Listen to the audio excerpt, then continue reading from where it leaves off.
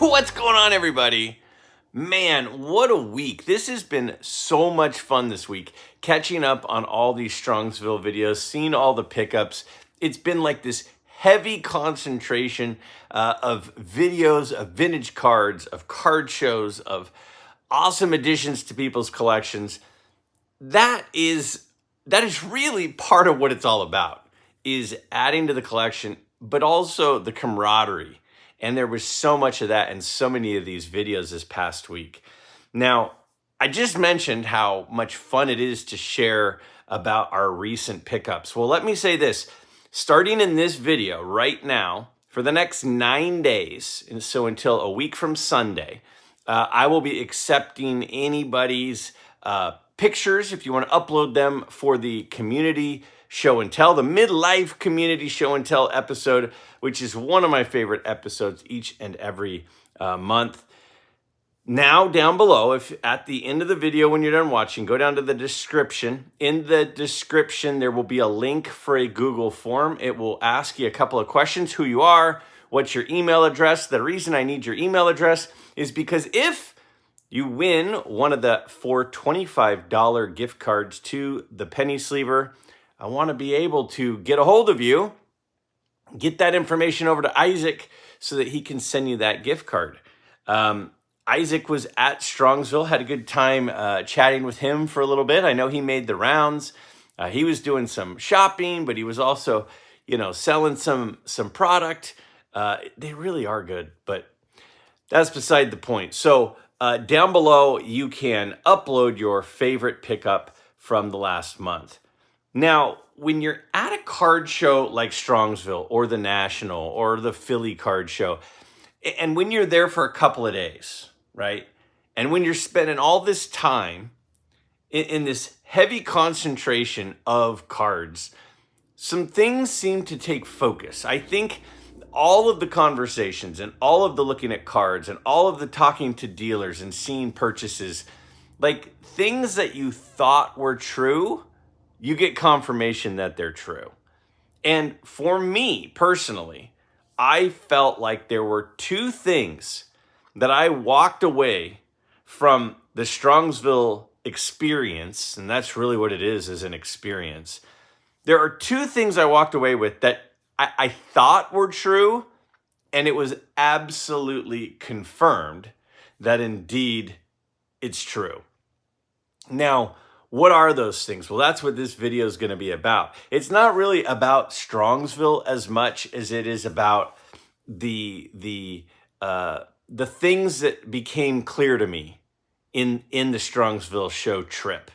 And that's what I want to share, is I want to go through those two things. So the first thing that became very clear to me, very, very clear, is that comps are becoming less and less relevant.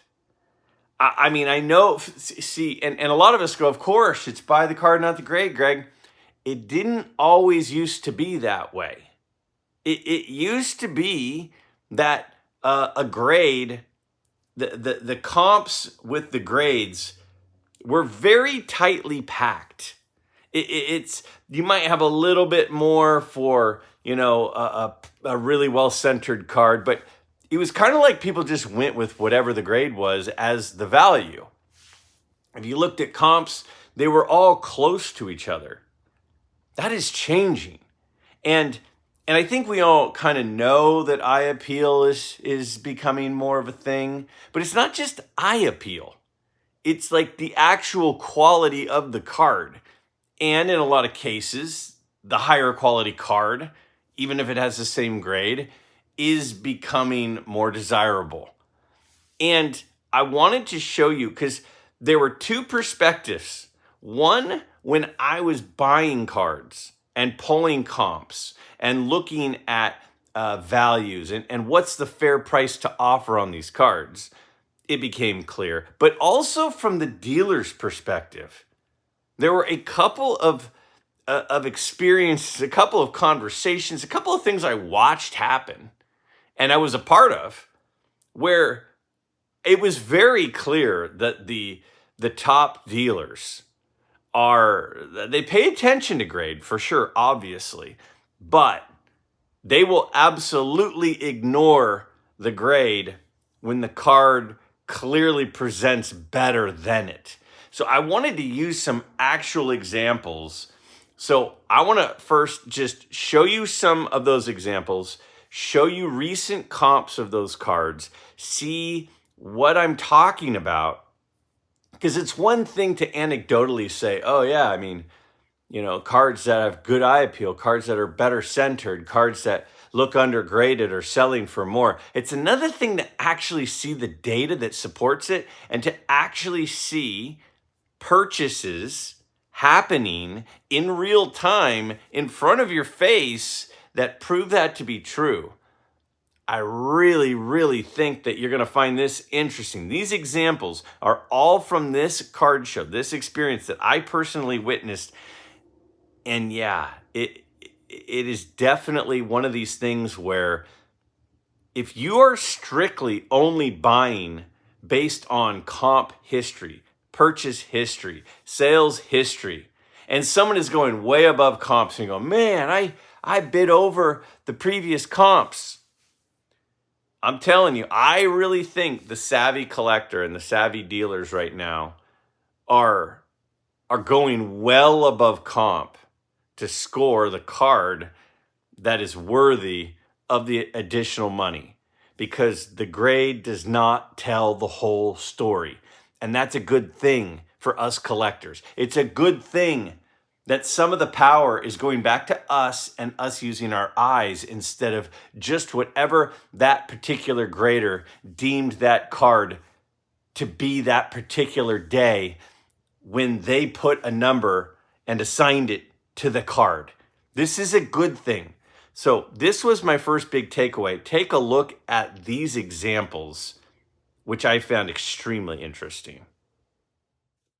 All right, so as I showed, I picked up a T206 Walter Johnson portrait in a PSA 2. And as I was looking through comps, something kind of smacked me upside my head. And you can kind of see it here. These are the last 4 comps from Card Ladder. Things are kind of all over the place. So the highest sale of the last 4 was $2,650. Now, I pulled that card up and it's beautiful. It's got great color. It's got great centering.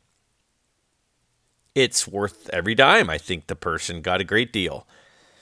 And I totally understand why it would sell for a lot of money. But the disparity between the high grade and the low grade. Now look at the lowest sale here. $1,450? That's almost half. Now, it's the same grade. And I know people are saying, yeah, but one of them is much better than the other. I agree.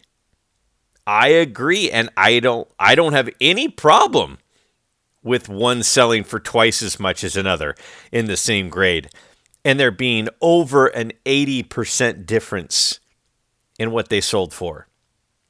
But it wasn't always that way. That is a phenomenon that is becoming more common. It used to be very rare. Almost twice as much money for the same grade. Very uncommon. So another card I bought, the other quote-unquote big card for me, that I got was the 55 top Sandy Koufax, and the grade was an SGC 4.5. Now again, yes, we should be collecting the card, not the grade. Here are the last 5 comps according to Card Ladder. Now these are obviously the public comps, and there was a time where they were all pretty similar. So the highest comp was $1,631. Again, I looked at the card. It's gorgeous. Is it worth $1,631? I mean, it must be. That's what someone paid. It's a beautiful card. Now, when you look at the other ones, some sold for significantly less. The lowest one sold for under $1,000. So, same grade, same grading company. One sold for $1,631, and one sold for well under $1,000. So, what do we think of this? Now, when I'm pulling up comps and I'm going, a 78% difference from the lowest sale of the last 5. Again, these are just the last 5 and the highest of the last 5. So I'm sitting there going, okay, well, I really like the one that I'm looking at in this case here. And he's asking $1,600. I ended up paying $1,480. And that's under some of the comps, but it's way over some of the comps. It's $500 more than what someone else paid in the same grade. But I think it's worth it. So another card that I was looking closely at was the T206 Walter Johnson SGC 3. I looked at some 2s, some 2.5s, some 3s. A couple of them that I saw were 3s. And so I was looking to see if the price was in line with what they go for.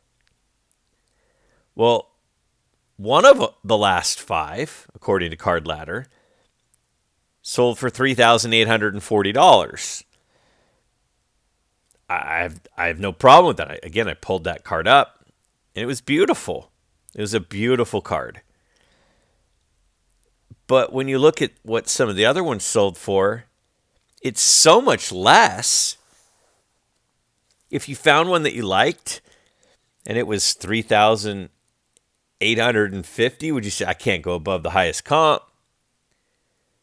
But here's another one, same grade, sold for $2,125. That's a huge difference. An absolutely huge difference. Now, these are just cards that I was looking up. These are not the most extreme examples. An 81% difference between the lowest one and the highest one in just the last 5. All of these are recent sales. In just the last 5. Now, this card doesn't sell crazy often, but these are all in the last 8 or 9 months. It's an expensive card, so it's not a frequent seller. 81% spread. So then, extremely interesting to me is what some of the dealers were doing. So Garrett of Ballpark Memories, he's got a great YouTube channel. He's a great guy. He's a great dealer. He was at Strongsville. I really, really like Garrett. And he did a card show vlog where he was a customer, not a dealer. He was going table to table, and he bought a 1959 Topps Bob Gibson in an SGC 7.5. And he paid in the 3,000s for it. The highest comp, which his is not on here because it was a private sale, the highest comp of the last 5 was $3,100. And Garrett, a dealer, someone who buys cards to then resell them, he paid over $3,000 for the card. He paid in the 3,000s, which is strong. And when I saw him do it, I'm like, man, he paid a lot. Like, they comp, you can buy, I mean, some of them comp for less. I mean, look at that one right there that I just pulled up. Hundreds of dollars less than the highest comp. Garrett, the dealer, paid in line with the highest comp. But guess what? Even though there's a 29% difference between the high and the low comp of the last 5, Garrett sold that card in Strongsville, and he had it priced a lot more than the highest comp here. I mean, he had it priced well above, I mean well above the highest comp on the screen. And he sold it, and guess what? It was worth every penny. It was worth every penny. It was one of the nicest Bob Gibson rookies I've ever seen. And the person who bought it paid over comp, and you know what? I don't blame him. I think they got a great deal. I think they got a great card. Dealers are paying up for good-looking cards, and then they're charging much higher for good-looking cards, and people are buying them. So here's a 58 Topps Roberto Clemente in an SGC 6.5. You can see the comps on your screen. My dad had one of these, and he sent it with me for trade night. The highest comp of the last 5 is $610. And some of the comps are in the mid to low 400s. But the highest was 610. So my dad sent it to me with Strongsville. He said, hey, see if you can get $600 for it. And it is the nicest. It was the nicest 6.5 I've ever seen in my life. The card looked like an 8.5. But it was assigned to 6.5 from Strongsville. I'm sorry, from SGC. So I bring it to Strongsville, and the comps range from 425 to 610 in the last 5. And he says, my dad says, hey, see if you can get 600 for it. And I'm like, man, I don't know if you're going to be able to get that. That's really high.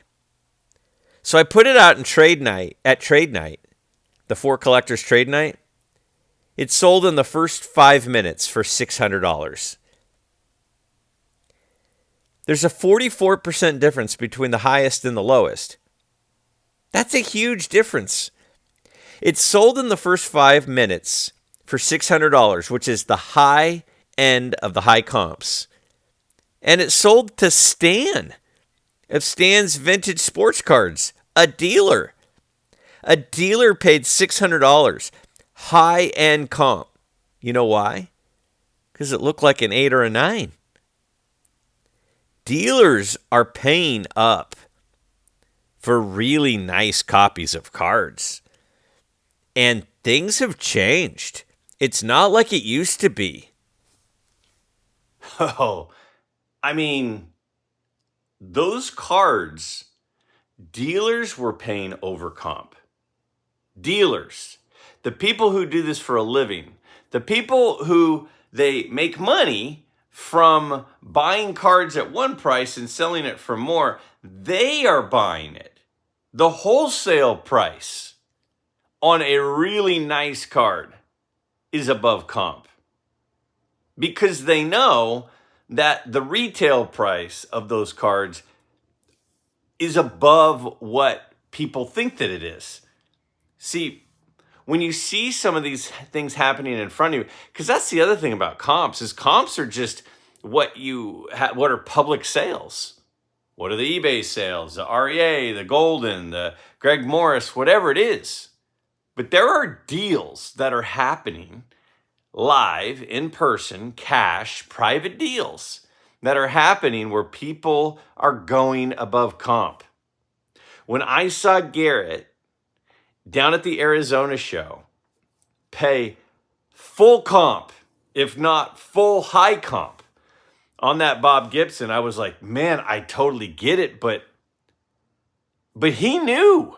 He knew that card was worth way more, and he knew he would sell it. And I saw the person who bought it that you might be watching. It's a beautiful card. It's worth every penny of what you paid. Comps are out the window on high-end cards. So when you see the card that you really like, and you go, I'm going to bid a little over the recent comps, I don't think you're going to get it. And I don't think you should, because it's worth more. It's worth way more than what those other cards sold for. It's worth overpaying sometimes. And what does even overpaying mean? It's worth paying above what people in public deals have paid when the card is a high-end card. Things are changing. If somebody, I really think, and this is kind of what it looks like Garrett's doing to me, because I saw him buying from other dealers at the show. And I think the kid is smart. Garrett, if you're watching this, I think you have a really high potential.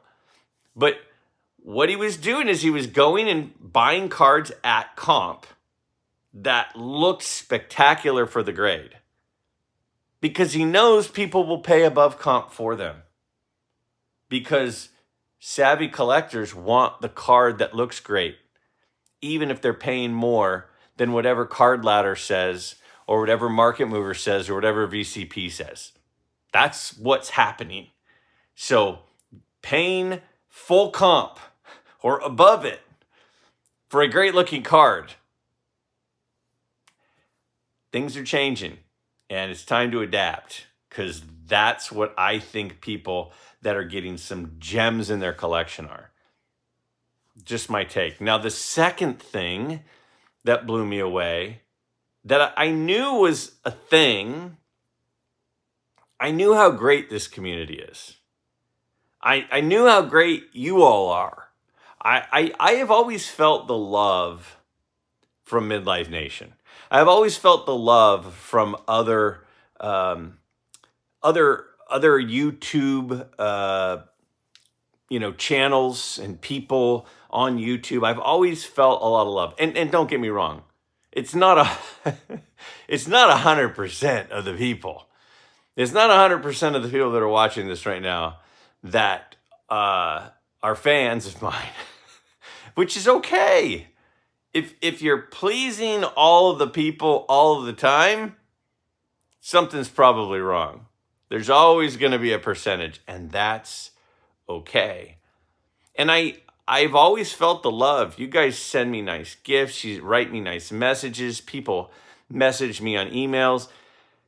But I got to tell you, it was an absolute tidal wave of love from the community, from Midlife Nation in Strongsville.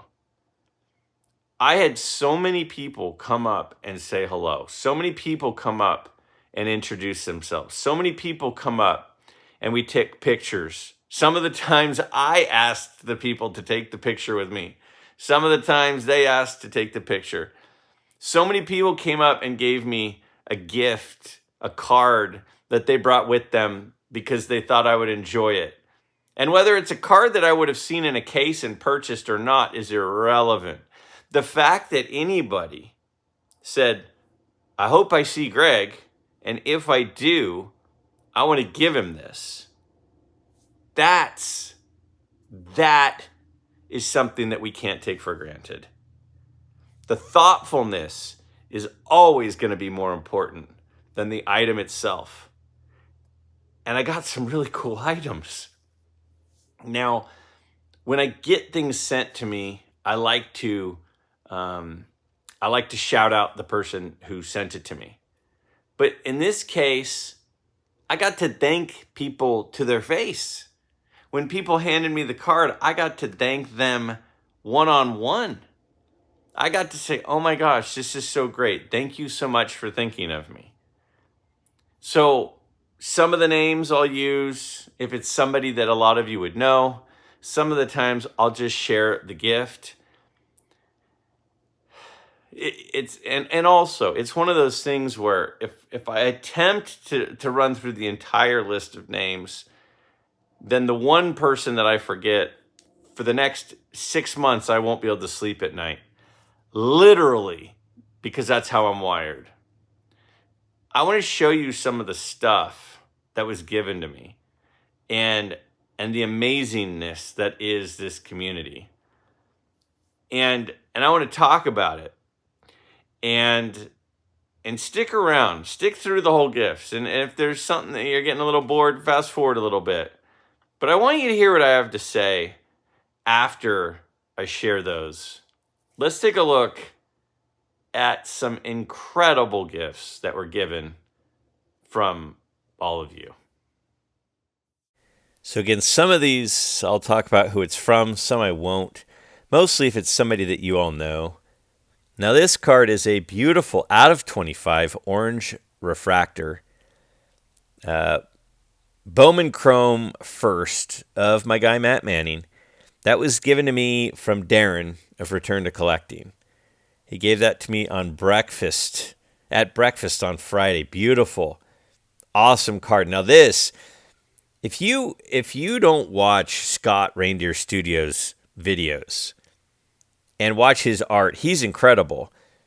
Now what he does is whenever he makes an original art, he turns it into a card and then sells the card, signs them, numbers them. This is an amazing Larry Doby. Check out that Larry Doby. Scott of Reindeer Studios. Buy these. These are going to be worth something. I'm telling you, you guys. Scott's incredible. My buddy Dan of Dan's Vintage Baseball PC brought me some cool stuff. Here's an autographed Greg Nettles. This is of a Sports Illustrated when Nettles is absolutely tearing it up in the World Series and playoffs. He also brought me this card, which he opened this from a pack that when he was doing a pack opening with Jake of Wax Pack Wisdom on a recent episode. And then he brought me that Matt Manning card too. So super cool of Dan. Frequent commenter, James Gilliam, he brought me this awesome Baseball Scoops Joe DiMaggio, 4 homers in 3 games. He's a great guy, longtime commenter on the channel. Really enjoyed getting to see him. Really, really kind of him. And, you know, it's amazing how people just, you know, they see Manning cards and they go, I think Greg would like this. These ones here are from Jim Faulkner. He's got a great channel as well. You know Jim, he's a great member of the card community. And he brought me a little envelope with my name on it and said, hey, man, these are for you, which was super nice. And then my guy Jason, Everyday Card Collector, he brought me a little envelope with my name on it, and he brought me 3 Matt Manning cards. Maybe it was 4, 3 or 4, looking at them here. And he's like, you probably already have these. I didn't. I think I have that one. I don't think I have the first 2. So those were cool to add to the collection. And then Garrett, I showed this on my first video. Garrett of Card Cutter just walks up and he goes, here, man, this is for you. And I'm just like, what? And then earlier in the show, he had brought this up to me. He said, yeah, I got this, and I didn't know anybody who would want it but you. He's funny. That was super generous. Garrett of Card Cutter, YouTube Sports Card Hall of Famer. And then my buddy Carl from Australia. What a thrill to get to meet him. He brought me that Clemens, and then he bought me this T205 Gold Borders Clark Griffith, who was the first Yankee captain, knows I collect Yankee captains. Beautiful card. He bought that and brought that for me from Australia. I'm like, Carl was such a joy to spend time with. He had such a fun time at this show. He brought me some cricket cards, which I'm showing here now. You know, over in Australia, he was a big cricket card collector for a long, long time. And, you know, cricket is one of the most popular sports in the world. It's not a sport that people watch a lot of in the U.S., and these vintage tobacco cards, cricket cards, were just awesome. He had mailed me some once before, and I just raved about him and just couldn't thank him enough. And he brought me a bunch more. I mean, these are just stunning in person and just so generous. I mean, look at one after another. He brought me a whole stack. In fact, he brought me a couple of pages, like card pages of tobacco-sized cards with a whole bunch of things, including these cricket cards, and then this whole set. It's not a complete set. I think there's 25 cards in the set, and it was like 22 or 23 of them, of these naval vessel cards. And these are like, obviously tobacco cards. I think they're Will's cigarettes. They're beautiful. And I absolutely love these. This kind of stuff is just, to me, it's just gorgeous. I think he brought me like 22 or 23 of those. And then he also gave me a few tobacco cards that are like military recruitment, like war recruitment cards. They're like poster cards, but they're tobacco cards for World War I. I mean, these things are amazing. Just look at these. And the fact that he hauled them across the world. I mean, literally across the world from a different continent was just really, really cool.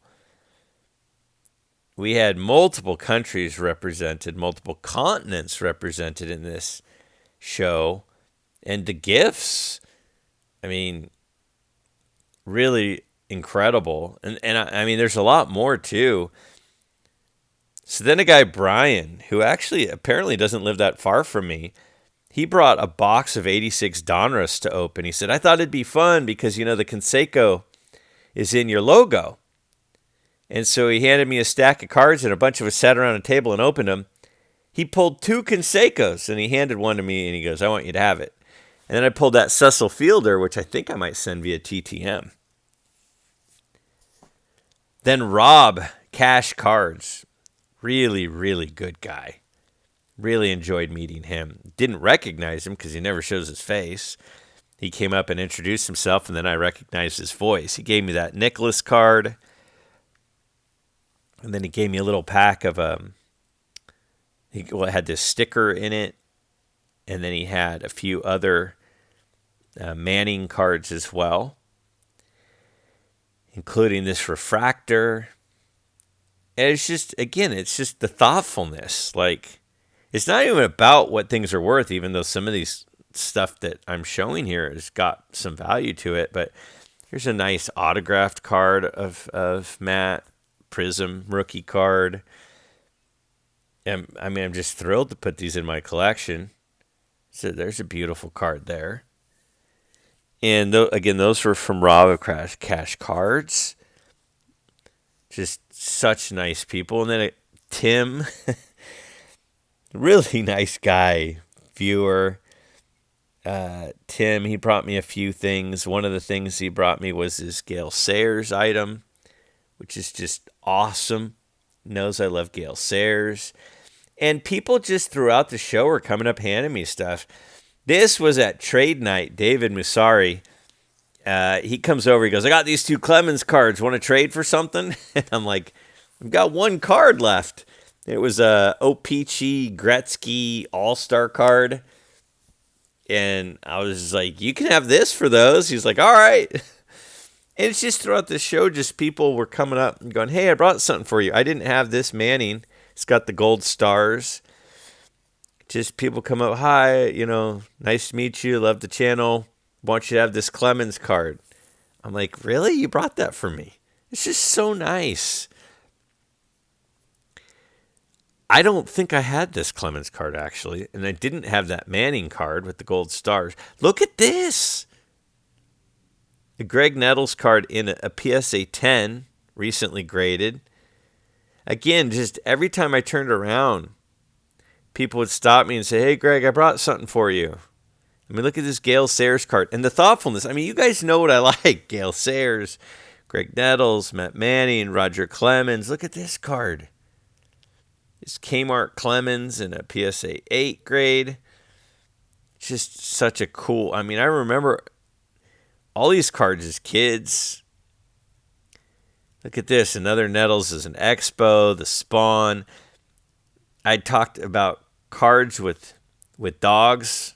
Goes way back to a friend gave me a card that had an athlete and his dog. And then since then, I've gotten about 3 or 4. I didn't have this Nolan Ryan with his dog. Then a nice guy came up and handed me this. He goes, you're from California. This guy was an actor and a baseball player. two things I think of from California are actors and athletes. Hands me that card. Then Mookie Chilson, he hands me this binder. He goes, I picked this up back at the local show in California. Now that Barry Bonds in the middle there came out of a pack that he gave me that I opened too. Because, yeah, I bought this whole binder full of Clemens stuff. Now, keep in mind, Mookie hates Roger Clemens. He doesn't hate him as much as I hate Mike Piazza, but he hates him. And he bought this, and he goes, yeah, I want you to have it. It's got many Clemens cards I didn't have. But, I mean, he lugged this thing like 7 or 8 hour drive or whatever he has to give to me. I don't know what he paid for it. Whatever he paid, he got a deal, because this many cards of the GOAT is pretty awesome. But again, it's not about the value. It's about the thoughtfulness. Mookie sees a binder full of Clemens cards and says, I got to get this for Greg. He'd get a kick out of this. Well, I did. I love it. And it was just all weekend. It was just love. There was so much love going around the room. So many people picking up tabs for meals, buying coffees, giving gifts, just hugs and handshakes and smiles and laughs. And look at this, I'm still going. Look at all these cool Clemens cards. And then there was another item that he got me, and it was this Lefty Gomez card, who is a Monument Park inductee for the Yankees. And this is off of a Wheaties box. How cool is that? That thing is freaking awesome. Amazing weekend. I mean, the amount of gifts and thoughtfulness. I don't know if people can hear it in my voice when I'm talking about those cards. I don't know if you think that I'm sincere or not. Quite frankly, I never really know how I come across. Does anybody? Do we ever know how we come across? Whether it's when I'm looking into my camera here like this, whether it's when I'm talking to somebody in person, do I seem genuine? Do people think I'm fake and phony? I don't really know. I just know who I am, and I know my heart. And my heart genuinely appreciates every person that came up and said hello. And every person that gave me a gift, or every person that I took a picture with, or every person that just gave me kind of like a acknowledgement. And I was not expecting the amount of I just felt the love. And I was not expecting that. It's not that I wasn't expecting friendship and camaraderie and community. I was expecting those things. I wasn't expecting it to the level in which it came. And, Saturday night, I flew home Sunday night. And Saturday night, I was at trade night, and I was having fun. And I walked over to Mookie, and I said, Mook, I'm kind of bumming out right now. And he's like, what's up, bud? And I was like, I'm kind of bumming out. I'm struggling with the fact that it's over. This is the end. Like the show is winding down, and I'm going home tomorrow. Like, I got so many of my favorite people in the world that I've gotten to spend the last, couple of days with, and now it's over. And he's like, I know, yeah, and we kind of, agreed that it sucked, that this was the end of the experience. And, I went around the room, and I did my best to say goodbye to as many people as I could. And there were, people are moving around the room. So as I'm working my way around the room, saying goodbye to everybody, I'm sure there are people that I missed, which is always going to happen. And then I started walking to my room, and I was like, I started getting choked up. And I'm like, and I'm not a person that gets emotional. I mean, I get fiery at times, and I get excited. I'm very excitable. And sometimes I go through waves of like low points, like we all do. I don't cry a lot though. It's been a while. Like it's been a minute. It's probably since I lost my dog. And then before that it had been a while. Probably since I lost a family member. Those are the sorts of things that will sometimes get me. And I'm walking back to my room and I'm just crying, but it wasn't so much sad. I mean, it was sadness that it was over, but it was